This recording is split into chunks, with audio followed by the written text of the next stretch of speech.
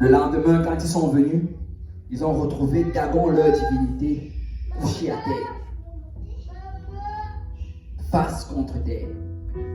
Et là, ils ne comprenaient pas ce qui se produisait. Alors, ils ont relevé Dagon, ils l'ont encore mis debout, à côté de l'âge. La Bible nous dit que le lendemain, ils sont revenus et la même scène s'était reproduite. Dagon avait face contre terre. Et là, ils ont encore relevé Dagon une troisième fois. Mais la Bible dit que le lendemain, quand ils sont venus, non seulement Dagon était pas à terre, mais en plus de ça, la tête de Dagon était coupée. Et moi, je crois que nous sommes dans ce temps présentement où le Seigneur a fermé la bouche de l'ennemi. Il a fermé la bouche de toutes ces idoles. Il a fermé la bouche des idolâtres.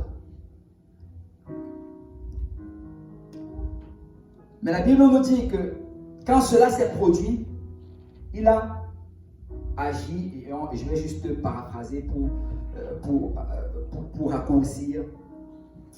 Il a agi de telle manière à ce que l'âge de Dieu soit renvoyé en Israël. Et là, ils ont pris l'âge, ils ont mis cette âge là sur un chariot. Et ce chariot était tiré par des animaux qui ont ramené l'âge jusqu'en Israël. Mais je veux qu'on aille à 1 Samuel chapitre 6 verset 13. La Bible dit que les habitants de Beth-Shemesh moissonnaient les blés dans la vallée. Ils levaient les yeux, aperçurent l'âge et se réjouirent en la voyant. La Bible nous dit ici que les premières personnes qui ont vu l'âge, les toutes premières personnes, ce sont ceux-là, les habitants de Beth-Shemesh. Et ce ne sont pas tous, ce sont juste ceux-là qui étaient dans le champ en train de moissonner. Et l'âge de Dieu va se manifester, la gloire de Dieu va se manifester. Vous savez, j'ai eu quelques rapports cette semaine. Il y a des frères qui me racontaient qu'ils sont allés, alors que ce n'était même pas l'évangélisation, ils allaient juste d'un centre commercial et ils ont commencé à parler à une dame. Et la dame racontait comment cette crise est en train de la troubler. Et elle était pratiquement là, mais elle disait comment elle a perdu de l'argent, comment elle a perdu son travail. Et là, elle demandait si elle pouvait venir dans leur église. Et j'ai eu des appels, un appel inconnu, ça fait, il y a de cela, je crois 2 jours. Quelqu'un m'appelle et je regarde, c'était un numéro inconnu, et la personne me dit, je m'appelle tel. Et j'ai été évangélisé par tel et tel il y a de cela quelques mois. Est-ce que votre nom c'est le pasteur Lionel? Parce qu'on m'a donné votre numéro. Et il m'explique que ça fait plusieurs mois, pratiquement 4 mois, qu'on l'avait invité dans la maison de Dieu.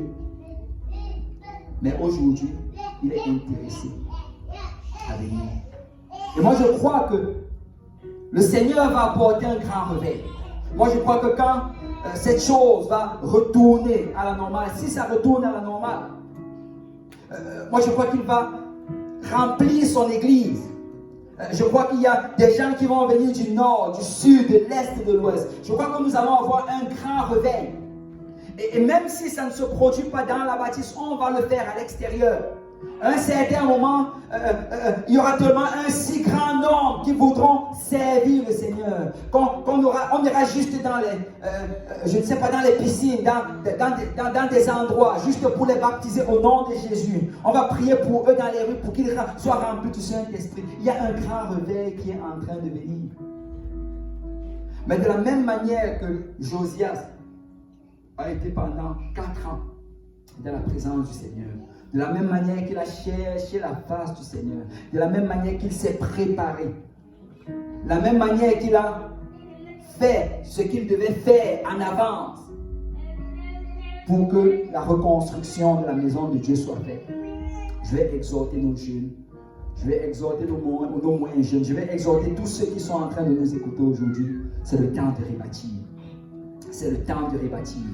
Alléluia. On va tous élever nos voix vers le Seigneur et on va prier. Alléluia. Père, nous te louons, nous te rendons grâce. Merci Seigneur. Merci pour ta présence que nous pouvons ressentir ici. Merci pour ta présence qui est ressentie dans les maisons en ce moment même. Père, nous voici Seigneur devant toi. Et nous voulons rebâtir notre vie de prière. Rebâtir Seigneur, alléluia, notre relation avec la parole.